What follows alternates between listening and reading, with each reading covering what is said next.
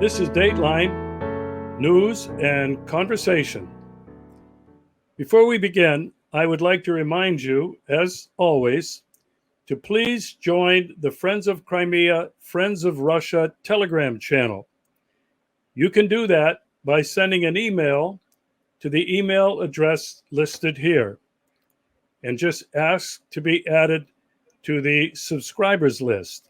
It's a closed Telegram channel, but you will find an aggregation of the daily news about Russia and international affairs, the war in Ukraine, Russian politics, and this new BRICS movement of which Russia has been a part since the beginning. So please do subscribe to the Friends of Crimea, Friends of Russia Telegram channel for some real news. Now tonight, my guest is publishing real news. He's from Norway, and he's a publisher of news and information that you won't read in the mainstream media. My guest tonight is Knut Lindtner. Knut, welcome to the show. Thank you. Well, it's good to have you, and I'll tell everybody right up front that you and I met recently when you came on a research trip, a fact-finding trip to Moscow, the Donbass, and Crimea. And we'll talk a little bit about that. But first of all, Knut, I'd like you to tell our guest a little bit about your background, your education, and the work that you did professionally before you got into this newspaper business. Okay. I'm born in Bergen, the second city of Norway. And I grew up there, mostly. And I started my education there on the University of Bergen. But I have to move to Oslo and finish my education as psychologist. So I am educated as psychologist in Norway. I have also practiced as psychologist in Norway for nearly 40 years, mostly in the psychiatric work, but also in the Norwegian school. And I have the title of specialist in clinical psychology. Okay, so that's rather a different path to becoming a journalist. So I want to know how that happened and why it happened. Did you all of a sudden start not believing what the mainstream media were telling you or what you were reading online? I really am curious to know how you got to be from a psychologist to a newspaper publisher. You know, I am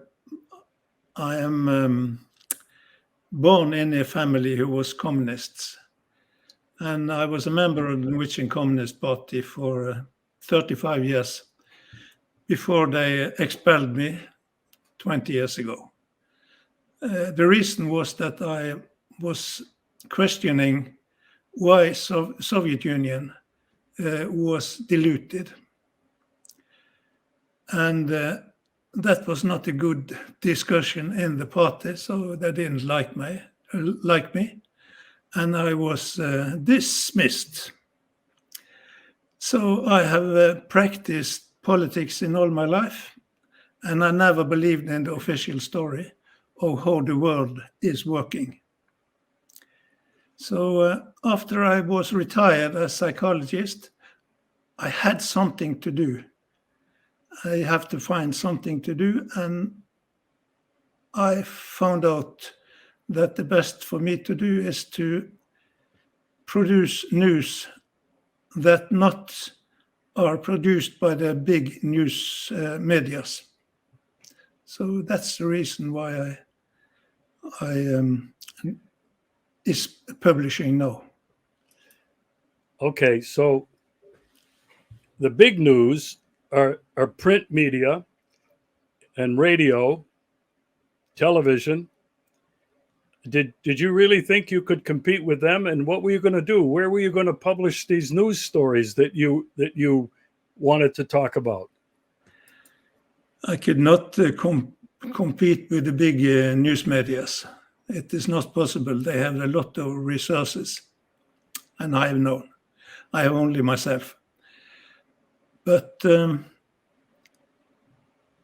it is important to show to people that it is possible to think different of what is happening in the world. So that is the reason. Somebody has to do it. And I am only one among many. Okay. So you didn't start with a print shop and you weren't printing newspapers. You obviously went online. Did you have any idea of how to do this? You know, No. How did you learn that? You learn when you do. It's the only way. And I got a lot of help from different people around me. So when you practice, you will be better. So that is the way to do it. Not to be afraid, but to work. Well, you know, that is an incredible piece of really good advice. I think, like yourself, I'm an example of that. Nobody taught me how to use the internet, really. Nobody taught me how to start doing video work. Nobody taught me how to start an online platform, a website and YouTube, etc. And I just did it. And I felt like you, I think I had something important to say. I wanted to say it.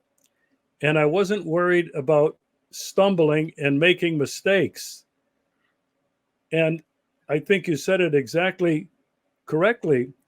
You just cannot be afraid to do it. And do you try to influence other people, younger people, to do this, a similar thing, or even older people? Do you try to tell them not to be afraid to do something, to tell the truth? Not especially, but that is my opinion. Because if you don't say what you really mean, who will say it then? You have to be an example for other people. Yeah. Well, I think that's what motivates a lot of us. And we're considered alternative media. We don't have the resources. We don't have the people. We don't have big fancy sets. You're sitting obviously in a study or a living room. I'm sitting on a balcony with a blanket here to block the sun. Some studio, right? But here we are, you and I, an American living in Yalta, the Russian Federation, you living in Norway, and we somehow are getting our message out to the world. Now, I want to ask you more about your online newspaper, and it is a newspaper. You're sending me copies every day. I want to know several things about it. First of all, do you charge people for subscriptions to your online newspaper? No, we don't do that. We want people to read what we publish and not pay for it. Yeah, okay. Well, I felt the same way, but I don't begrudge anybody who has been fired from a job from a big time media, or is someone like us who maybe needs the money to be able to do what they do. And I don't begrudge them. I think that's a great way to support alternative media. I've been able to do it just on a meager retirement pension from the United States. And I felt that, I think like you do, I didn't want to put what I had to say and the people that I was interviewing behind a paywall. All right. So how do you support yourself? Are you pretty much living on a pension? Yes, but it is a very good pension. In Norway, we had very good pensions earlier. Not so good now, but I got the best pension. That is very important. But we get support from our readers every month. They are sending us money. And all of us are working for nothing. We are working without payment. Yeah. So, all right. So what type of articles are you writing? Are you writing things about your government in Norway? Are you writing things about international events? Are you writing things about geopolitical events? What's kind of the focus of your platform? the focus is to reveal how the real power is sitting in the world and how the real power is working, but also in Norway. But we have a lot of other topics. We have we have concentrated the work on the climate question, on global warming, and on what did I say? The corona issue and the vaccination campaign.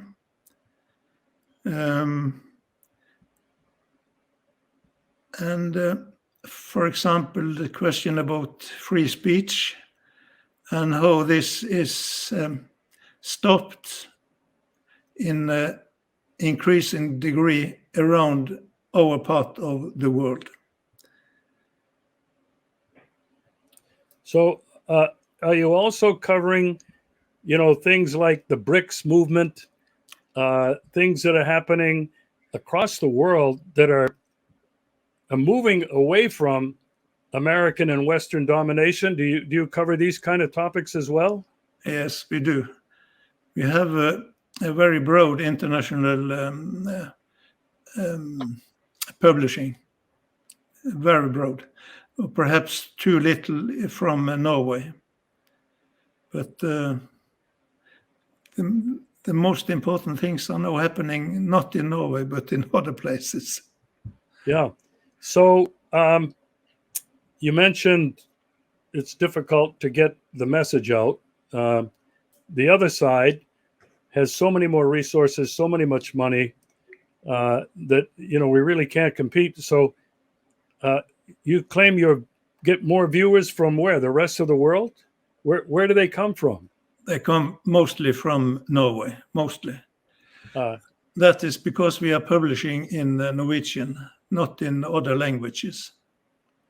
Oh, well, the browser that I use, I won't mention it here, but a lot of people are going to know, will ask me if I want to automatically translate content from other languages. So when you send me your newspaper every day, I translate it. And it's wonderful translation. It's really terrific. I would like to help you, and hopefully this show will help get more viewers from certainly the United States and the West. These are the people we really need to target. So tell me, how can people get in touch with you? How can they find you? How can they subscribe? They have to write theremote.no, and they will come to our website. And from there, they can navigate and subscribe. Okay. Yeah. I will, in post-production, I will put the address of the newspaper and it's a Gmail account, I think, correct? Yes. Or you have a Gmail account, but this is a Norwegian email account. I'll put that on the screen. Yes. And I want to encourage people to check it out. It's the highest quality of writing, among the highest quality of writing you'll find anywhere. So, Knut, where do you get these articles from? Who's writing them? We have a lot of people who is translating and writing for us, not on a regular basis, but they are sending us stuff all the time. Then I have a few translators who are translating articles we are picking out, and we are publishing. And I write a little myself, and I have a little staff around me who also are writing articles. So altogether, we are around 30 people. Oh, wow, that's really fantastic. These people that you have that are around you and are helping you write articles, are they just regular, ordinary people Yes. who have seen the light, or are they former journalists? I mean, like, who are these people? How did you find them? They are coming to me. When they see our website, they are coming to me and delivering stuff and ask if I need this stuff. And they are very, very happy when we are publishing it. Over some time, perhaps 5, 6, 7 years, they are regularly delivering stuff to me. Somebody are delivering nearly every day. Others perhaps once a month, or perhaps more often. Wow, that's incredible. It reminds me of a movie, Kevin Costner. It's called A Field of Dreams. And it was about, if you build it, they will come. And it was, if he would build this baseball field, many people would come. Americans, a lot of them will know this movie. But this phrase, if you build it, they will come, has been used by many other people in different types of situations like yours and mine. So let's talk about people coming. How many readers do you have? Have you noticed that you're having a difficult time getting them now? Because I know I am. I think I'm being shadow banned. I mean, I know I am. But what's your situation there in Norway? Well, we have gradually increased our number of readers from 3 the first day in 2015 to about 3,000 today. And it's a little difficult just now. After April month, the number of readers have decreased, perhaps with 20%. It's always decreasing in the summertime, but this is more than we expected. But we have to continue work, so I figure we will get 4,000 or 5,000 readers during this year, and that is a lot for us.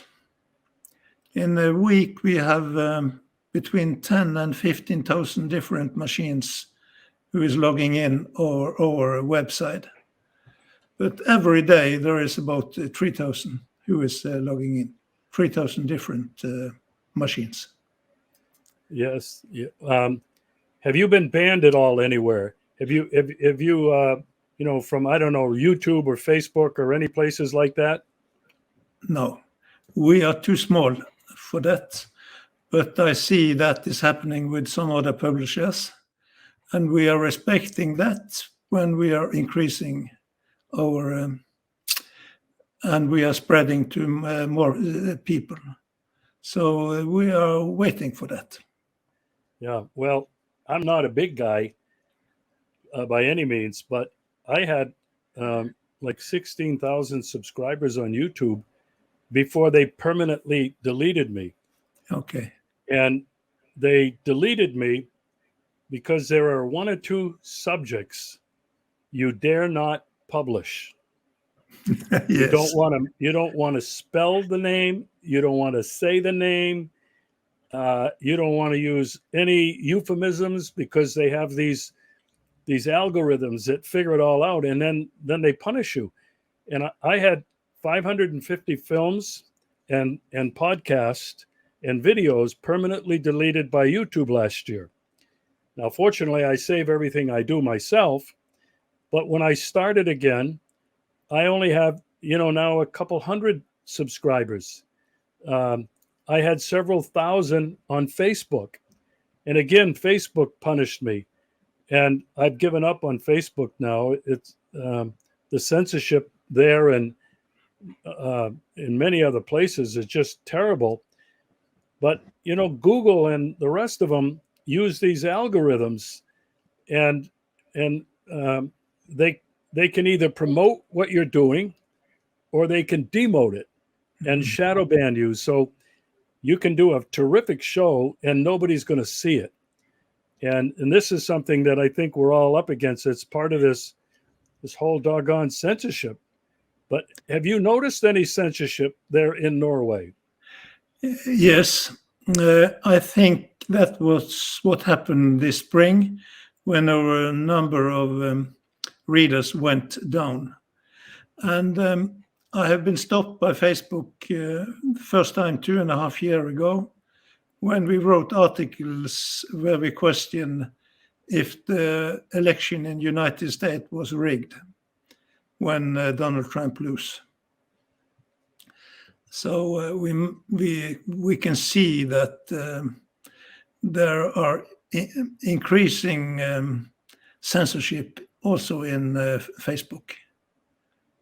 Wow, and they punished you because you said something about the election was rigged? Yes.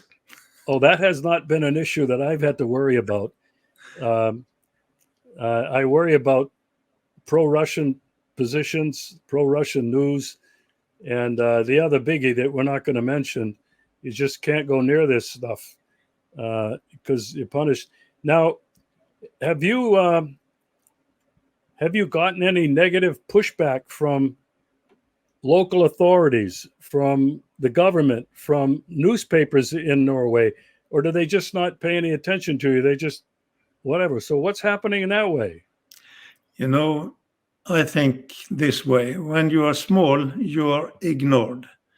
When you are growing and become bigger, they are ridiculating you. And when you get really big, they are criminalizing you. I am too small. So you haven't had any problems yet in Norway? No. But I know when you were visiting here in Crimea, in Yalta, you were with another colleague, Bjorn, and our friend Hendrik Weber. He's a good friend of mine. You told me that, and Hendrik's the same thing, the newspaper was already writing an article about you, your group, while you were still in Russia. You weren't even back. What did they say? Did they even interview you guys, or how did they find out about this? I don't know. I think they found it on a Russian website, the picture. But I was not mentioned. My media outlet was not mentioned, completely silenced.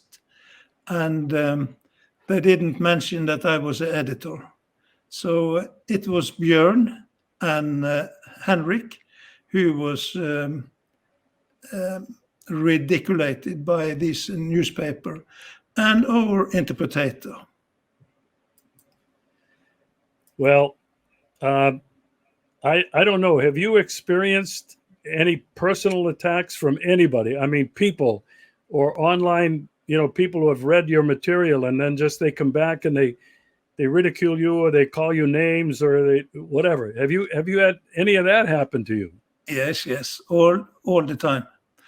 But I'm used to this from my earlier membership of the Norwegian Communist Party. So it is not a special thing. Yeah, that's interesting. And when you do what we're doing, it's really important that you have thick skin and you don't take things personally, correct? Yes. Yeah. Because when you put yourself out there and you start saying things that go against the tribe, go against the mainstream narrative, you're going to be punished for that. And, in the very beginning, it kind of hurt a little bit. This was years ago. But then I felt, it's creating some kind of cognitive dissonance in the minds of these people who read it and they're angry. And the only thing they can do is to attack you. But that it rattled something up there. As a psychologist, you have to know that, right? Yes, but I am thinking this way. There are 10 times more people who is reading what are written, also negative things about me. And that is to my advantage. So let them write terrible things about me. That is only hitting themselves. Yeah. Do you allow comments, obviously, to your articles? Yes, and I don't agree with all the comments, but it is important that people can write what they really think. Yeah.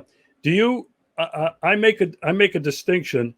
If anybody becomes abusive or using vulgarity towards me or to my guests, then I will delete that. I don't believe that is an exercise of free speech. I think that is condescending and slanderous and hateful language. What do you think about that? Yes, I'm completely agree, but we don't have that problem. I think I have deleted between 5 or 10 comments of 20,000 in these 8 years. Yeah. Well, I'm going to try to help through this show to get the word out to my audience, which is mostly in the West, in the United States. But really, I have viewers from Africa, from Australia, New Zealand, Japan, South Korea, the Caribbean.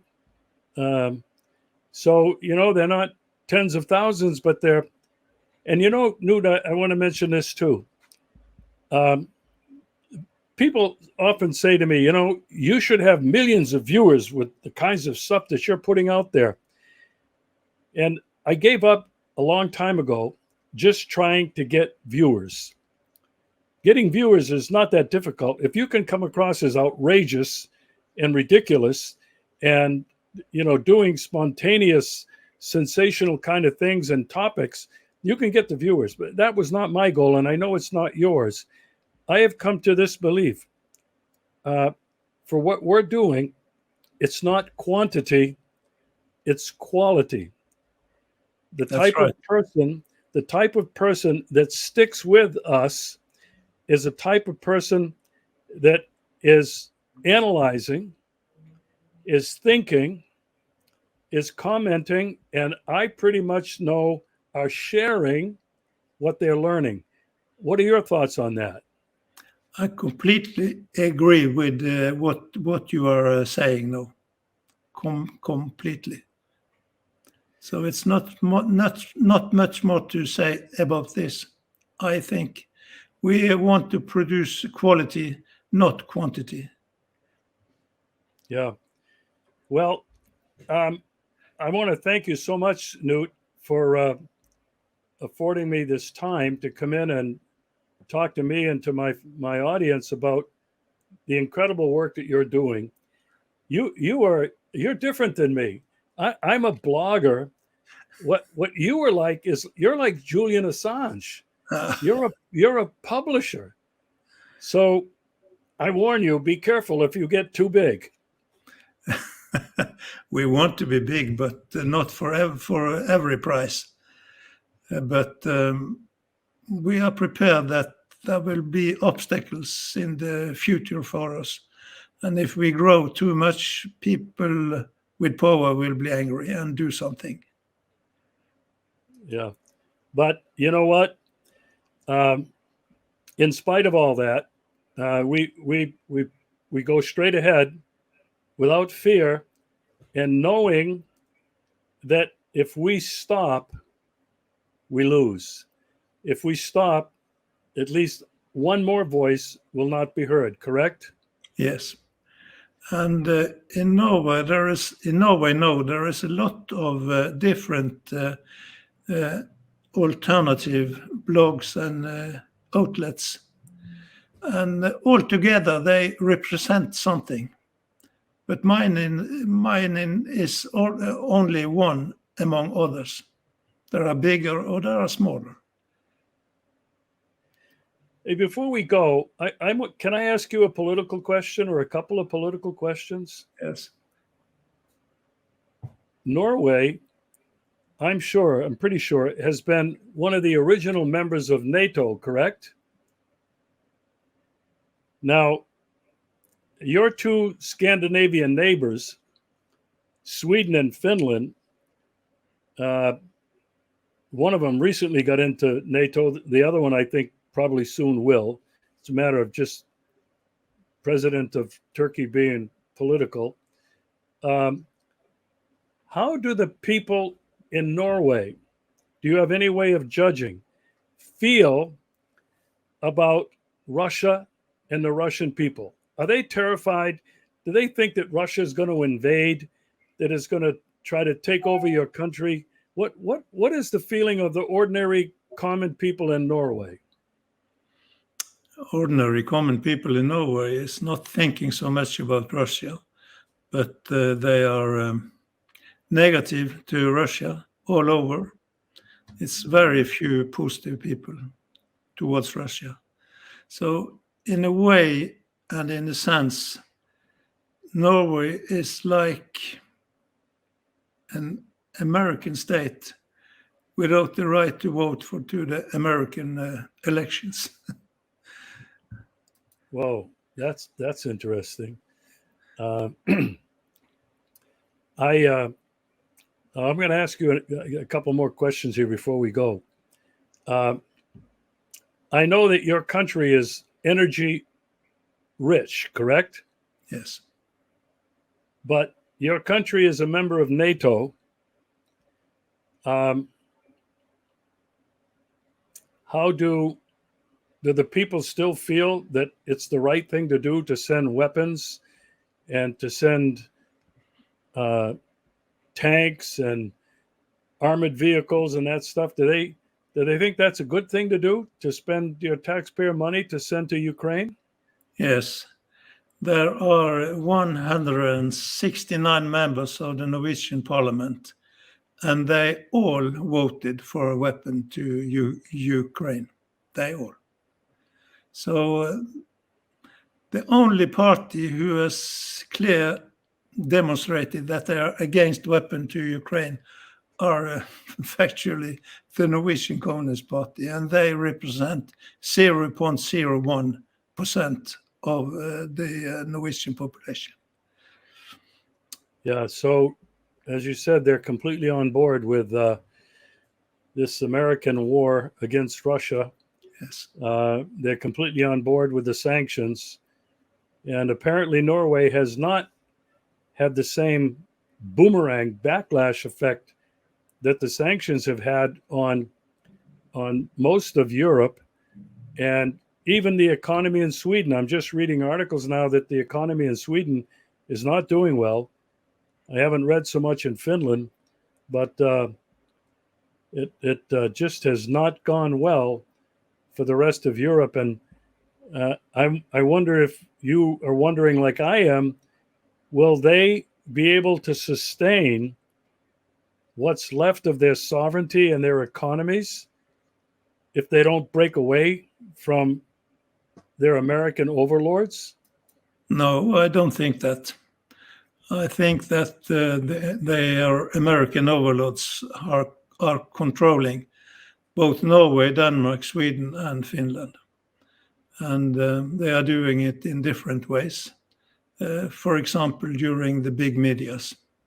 but also in other ways. They have an instrument in the United States created during Ronald Reagan's presidency called the National Endowment of Democracy. Oh, yeah. That instrument is working still, and it's very effective. Yeah, it's also referred to as soft power, not hard military power, but soft power. And I have found this to be true on my recent visits to Armenia and Azerbaijan and Abkhazia. And I have had video conferences with friends from across Europe, Serbia, Hungary, Austria, Germany, who all talk about this pervasive, overarching influence of the United States soft power, not just through the National Endowment for Democracy, George Soros' Open Source Society, Yes. What are those peace workers people, or Peace Corps? That's what I meant to say. I mean, they all come in and they do different things at different levels to basically influence an entire population. And of course, the culmination of that is when they're in a place where they don't like the leader of the government, they turn it into a color revolution and a coup, as we saw in Ukraine and so many other places. Well, Knut, I want to thank you very much for your time. This has been really very interesting and educational. And I hope that many people will subscribe to your daily paper. And if they use the right browser or they're aware of how to do it, it'll translate automatically what's written in Norwegian or Russian or whatever language they want. So thank you so much. We'll look forward to talking to you again, my friend. Thank you.